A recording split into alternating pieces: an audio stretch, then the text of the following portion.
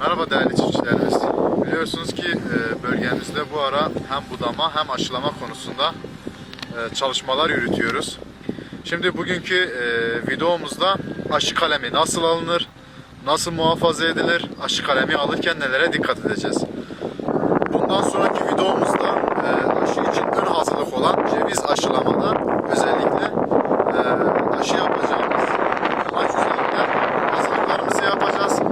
Ondan sonra da aşılarımızı bu aracımıza çakacağız. Siz de bizimle beraber bugün yapacağımız işlemlerle beraber aynı şeyleri yaparsanız önümüzdeki dönemde bizimle beraber siz de aşılama işlemini yapabilirsiniz.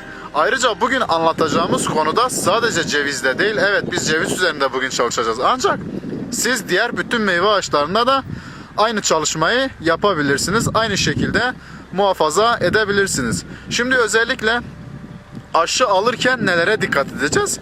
Buna bakacağız. Şöyle bir yıllık bir sürgün olmasına dikkat edeceğiz. Pişkinleşmiş olmasına dikkat edeceğiz. Ve üzerinde gözlerin açmamış olmasına. Bu çok önemli. Zaten ceviz kalemlerini önceden alıp muhafaza etmemizin sebebi bu gözlerin patlamamış olması. Bunları şimdi alıp muhafaza edeceğiz. Daha sonra da aşılama işlemini yapacağız. Şimdi şuradan aldım bir kalemimi. Bayağı sağlıklı bir kalem bu. Bunu aldığımda şu uç bölgesini kullanmayacağım ve şu alt bölgesini de kullanmayacağım. Daha çok orta kısmını. Kalın olmuş. Bu tarafta henüz pişkinleşmemiş. Bir yapı var. Bu yapının olmaması lazım. Hani biraz daha sert olması lazım. Şu an bu bayağı yumuşak.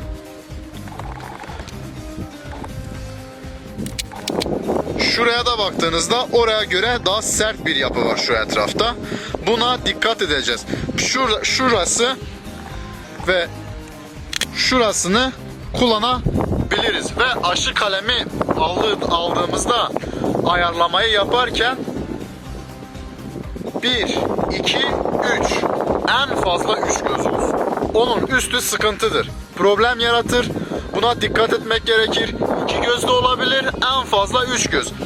Eğer kalem sıkıntınız var ise tek göz üzerinden de aşı yapabilirsiniz. Ancak riskli olur.